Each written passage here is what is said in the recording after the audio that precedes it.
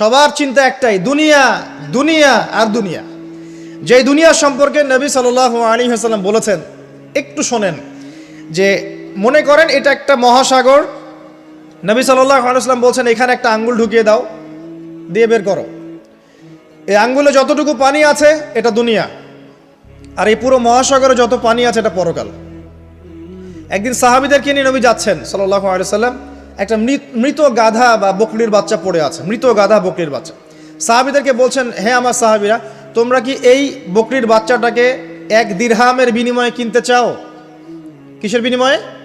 1 দিরহাম। তো দিরহাম কি জিনিস সেটা পরে বোঝাবো এখন ইনশাআল্লাহ, ওইগুলো এখন বুঝবেন না। দিরহাম কি জিনিস ওটা পরে বুঝবেন। দিরহাম থাকলে আর রিজার্ভ কমতো না। দিরহাম থাকতো যদি কোনো কান্ট্রি রিজার্ভ আর কমতো না। রিজার্ভ কমে ডলারের ভিত্তিতে, আর ডলার হচ্ছে এখন সারা ওয়ার্ল্ডের ডমিনেটিং কারেন্সি, ওটাকে হার্ড কারেন্সি বলে। মানে আপনি তেল কিনতে চান, 1 কোটি টাকা ব্রিফকেসে নিয়ে আমাদের আবু ধাবিতে চলে যান, গিয়ে শেখদেরকে বলেন যে আমাকে 1 কোটি টাকার তেল দেন, 1 ফোঁটাও তেল দিবেন আপনাকে, দিবে না। যতক্ষণ আপনি ওই টাকাটাকে ডলারে কনভার্ট করবেন তারপর দিবেন, আপনাকে তখন সুন্দর মতো তেল দিবে।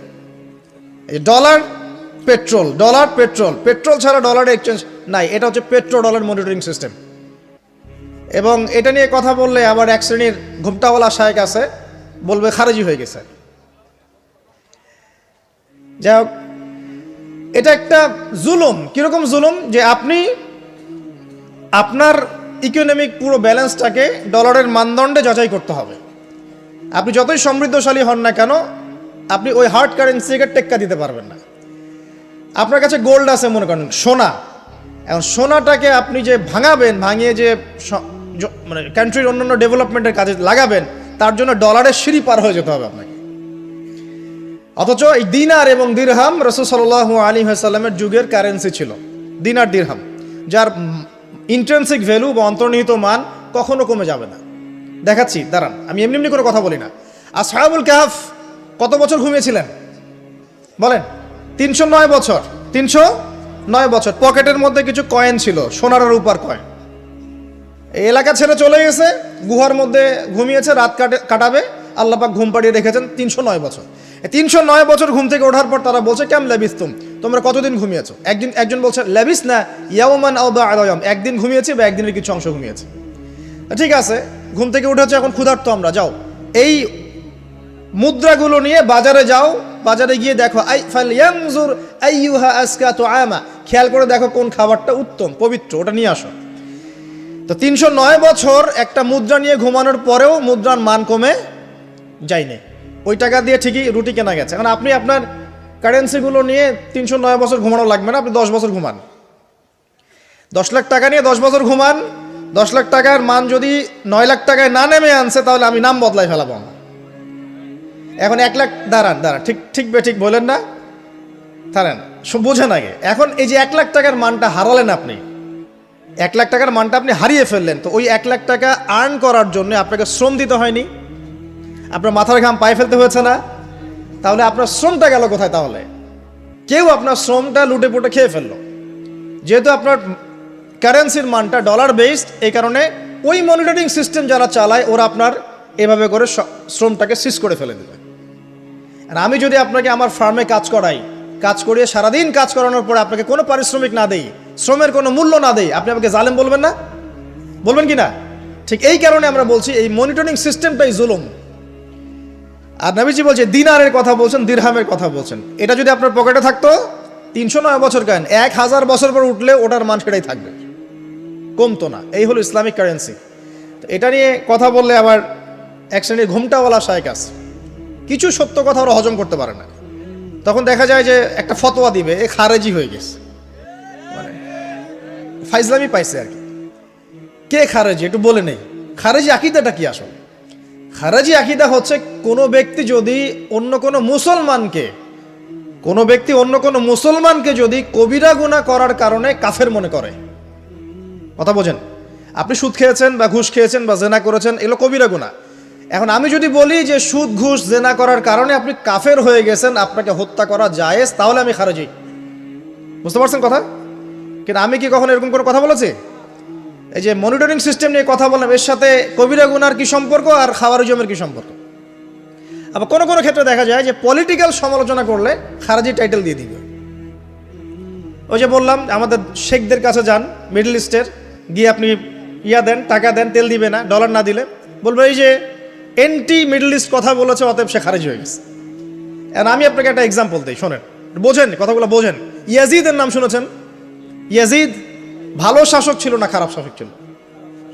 তার আমলে হুসাইন রাদিয়াল্লাহু আনহুর শাহাদাতের ঘটনা ঘটেছে, হাররার যুদ্ধ ঘটেছে, সে মদিনা আক্রমণ করেছে, মক্কাও আক্রমণ করেছিল, ম্যাসাকার করেছে। বহু সাহাবী তার এই শাসন মেনে নেয় নাই। তার মধ্যে একজন হচ্ছে আব্দুল্লাহ বিন জুবাইর রাদিয়াল্লাহু আনহু, জুবাইর ইবনে আওয়াম রাদিয়াল্লাহু আনহুর ছেলে। তার অনুসারী অনেক সাহাবী ছিলেন। আর আমাকে বলেন, ইয়াজিদ যখন মক্কা মদিনা আক্রমণ করছিল, বা তার সেনাবাহিনীরা যখন ইমাম হুসাইনকে কারবালার প্রান্তরে শাহাদত দিচ্ছে বা আক্রমণ করছে তার সপরিবারে, এখন যে সাহাবীরা তার বিরুদ্ধে একটু অবস্থান নিয়েছে, এই সবগুলো সাহাবী কি কাফের হয়ে গেছে, তাগুত হয়ে গেছে আর খারেজি হয়ে গেছিল নাকি? তারা কি ইয়াজিদের অন্যায়ের প্রতিবাদ করার কারণে খারেজি হয়ে গেছিল নাকি? তো পলিটিক্যাল সমালোচনার সাথে খাওয়ারিজমের কোনো সম্পর্ক নাই। কিন্তু এরা এটাকে একটা সুকৌশলে মুসলিম উম্মার যুবকদের মধ্য থেকে সত্য কথা বলার মানসিকতাকে কেড়ে নিয়েছে, সত্যকে উপস্থাপন করার মানসিকতাকে দমিয়ে দেওয়ার জন্য একটা খারেজি ফতোয়া শুরু করে দিয়েছে। এখন যেখানে সেখানে যা ইচ্ছা বলবেন খারেজি ফতোয়া দিয়ে দিন। সুবহানাল্লাহ। যাই হোক, ওদিকে যাচ্ছি না, আমি মূল জায়গায় আসি। দেখুন, আমরা রাসূলের হাদিস থেকে জানছি দুনিয়ার মূল্য এতটুকু। তুমি কি এই বকরির বাচ্চাটাকে 1 দিরহামের বিনিময়ে কিনবা? সাহাবীরা বলছেন 1 দিরহাম কেন ইয়া রাসূলুল্লাহ সাল্লাল্লাহু আলাইহি ওয়াসাল্লাম, বিনা মূল্যেও যদি আপনি আমাকে এটা দেন বা আমাকে এটা দেয়া হয়, আমি এটা কিনবো না।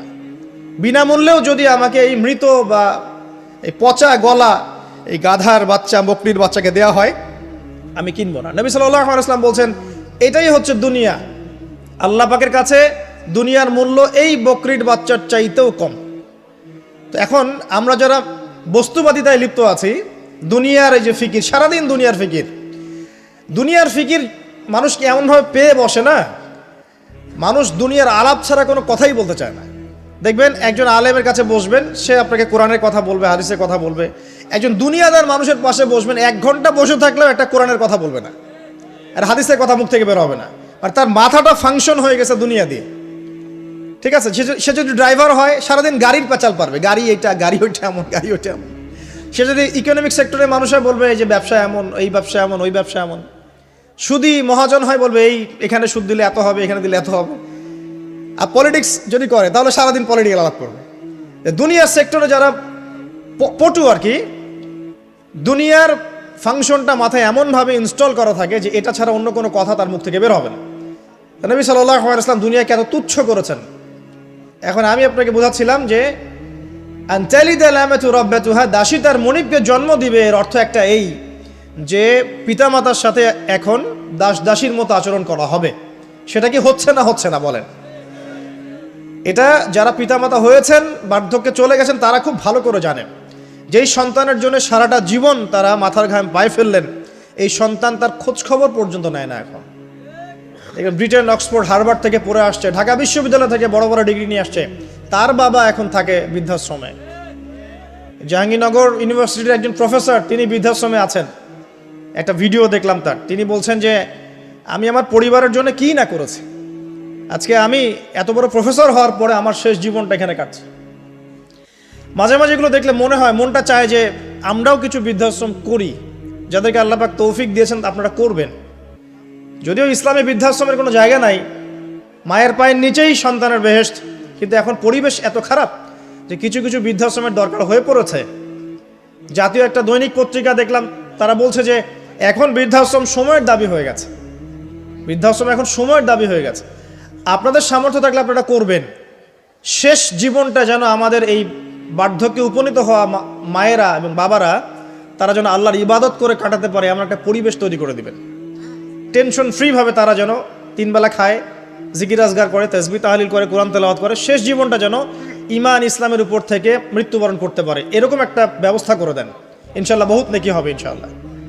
আল্লাহ পাক আপনাকে বরকত দিবেন ইনশাআল্লাহ। এটা একটা ব্যাখ্যা হতে পারে। সেকেন্ড ব্যাখ্যা হতে পারে এই দাসী তার মনিবকে জন্ম দিবে অর্থ হচ্ছে এই যে সমাজের ন্যায় অন্যায় হক বাতিলের মানদণ্ড উল্টে যাবে, কারণ দাসী মনিবকে জন্ম দিতে পারে না। পারে? তার মানে একটা ব্যাখ্যা এটাও হতে পারে, সত্য মিথ্যা হয়ে যাবে, মিথ্যা সত্য হয়ে যাবে কিয়ামতের আগে আগে, হক বাতিল হয়ে যাবে, বাতিল হক হয়ে যাবে। ঠিক এটাও অন্যান্য হাদিসে এসেছে, সত্যবাদীকে বলা হবে মিথ্যাবাদী, মিথ্যাবাদীকে বলা হবে পরম সত্যবাদী। যে ব্যক্তি আমানতদার তাকে বলা হবে খেয়ানতকারী, যে খেয়ানতকারী তাকে বলা হবে পরম আমানতদার। এটা হচ্ছে না এখন আমাদের এই বিজি শহরগুলোতে, এটা হচ্ছে না। আমাদের এখানে বিশ্বাসটা এতই কমে গেছে, দেখবেন কোনো মানুষ যদি সেধে কাউকে খাওয়ায়, আসেন হোটেলে বসেন খান, সন্দেহের চোখে তাকাবে যে না জানি আমাকে কি খাওয়াই দিল, আমাকে খাওয়ায় আবার কি লুটপাট করে, তাই না? দেখেন আমাদের শহর থেকে বিশ্বাসটা কমে গেছে না। একটা বন্ধন টিকে থাকে বিশ্বাসের উপরে। আমি বলি যে একটা সম্পর্ক শুধুমাত্র ভালোবাসার ভিত্তিতে টিকে থাকে না, ভালোবাসার চেয়ে বড় জিনিস হচ্ছে বিশ্বাস।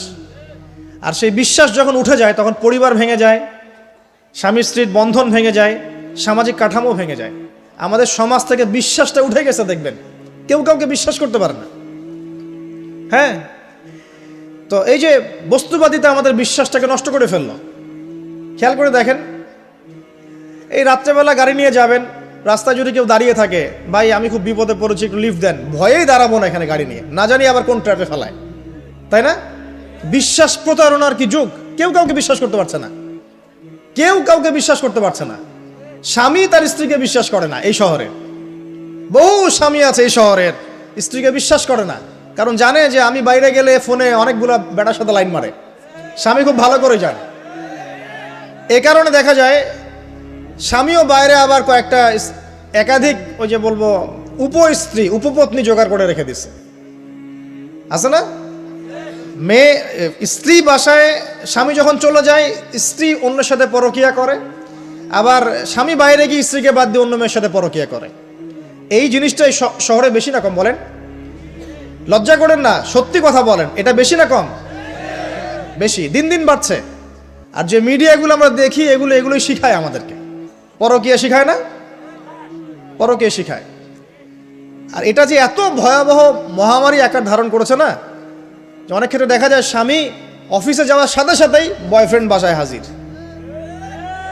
এই যে বাক্সে বাক্সে বন্দি জীবন বললাম, বাক্সে বাক্সে বন্দি ফ্ল্যাটের ভিতরে তো ঢুকলে আর বোঝা যায় না ভিতরে কি হচ্ছে। কত ফ্ল্যাটে যে জেনা হয় এখন এই শহরে আল্লাহ ভালো জানে। এই ফ্ল্যাটের প্রত্যেকটা ইঞ্চি ইঞ্চি মাটি আল্লাহর কাছে সাক্ষী দিবে। যেখানে যে মাটিতে বসে অবিবাহিত যুবক যুবতী জেনা করেছে আর বিবাহিত যুবক যুবতীরা এবং এই স্বামী স্ত্রীর জেনা করেছে, এর ইঞ্চি ইঞ্চি মাটি আল্লাহর কাছে কথা বলবে। এর ইঞ্চি ইঞ্চি মাটি আল্লাহর সামনে কথা বলবে। ইযা যুলজিলাতিল আরদু জিলজালাহা ওয়া আখরাজাতিল আরদি আসকালাহা ওয়া ক্বালা লিল ইনসানু মা লাহা ইয়াওমাইযিন তুহাদ্দিসু আখবারাহা।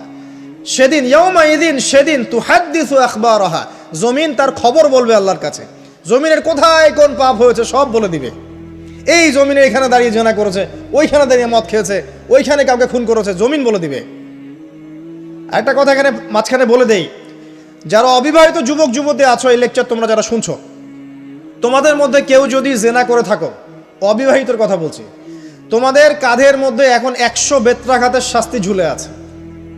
সূরা নূরের 1 থেকে 3 নম্বর আয়াত পড়ে দেখবে, অবিবাহিত যুবক যুবতী যদি জেনা করে তাদের শাস্তি হচ্ছে 100 বেত্রাঘাত, তাও জনসমক্ষে, এবং এক বছরের জন্য নির্বাসন। এই বিধানগুলো যদি পৃথিবীর কোনো দেশেও না থাকে, আসমানে আছে। মরার সাথে সাথেই এই বিধান কার্যকর হবে ইনশাআল্লাহ। বাঁচার বুদ্ধি কি? একটাই উপায় আছে। এই লেকচার কানে চলে গেছে, অনতিবিলম্বে অজু করবে, অজু করে খালেসভাবে রাতের শেষ রাতে জায়নামাজ বিছাবে, জায়নামাজ বিছিয়ে আল্লাহর সামনে দাঁড়িয়ে 2 রাকাত নামাজ পড়বে, পড়ে নিজের পাপের কথা স্মরণ করে চোখ দিয়ে দরদর করে পানি ফেলে দিবে, আল্লাহকে সেজদায় গিয়ে বলবে, আল্লাহ আমি জেনা করেছি, আমাকে মাফ করে দাও, আমার এই পাপের কথা কেউ জানে না, তুমি জানো, মাফ করে দাও। এই মাফ নেওয়ার পরে আবার ওই যার সাথে করেছেন ওর সাথে আবার লিঙ্ক আপ করার চেষ্টা করেন না। আসো আমরা জেনা করেছিলাম, আসো বিয়ে করে নেই, এটা সলিউশন না। জেনা করেছেন, আগে তওবা করে ফিরে আসতে হবে, তারপরে পুরো জীবন ইসলামিক লাইফ লিড করতে হবে। আল্লাহ যদি দেখেন যে হ্যাঁ আপনি ঠিকঠাক তওবা করে আল্লাহর পথে চলছেন, আল্লাহ তখন আপনাকে নেককার স্ত্রী দিবে ইনশাল্লাহ। এই এই এই একমাত্র রাস্তা যুবকদের জন্য এবং যুবতীদের জন্যেও। যুবকরা না হলে পার পেয়ে যেতে পারে, কারণ একটা কথা সমাজে প্রচলিত আছে না, যে ছেলে মানুষের ইজ্জত তো সহজে যায় না, গোপন হয়ে গেছে, কেউ জানে না, আল্লাহ মাফ করে দিয়েছেন, সে হয়তো পার পেয়ে গেল। কিন্তু এই যে মেয়ে, তুমি যে 8-10টা ছেলের সাথে জেনা করেছো, তোমার ইজ্জতের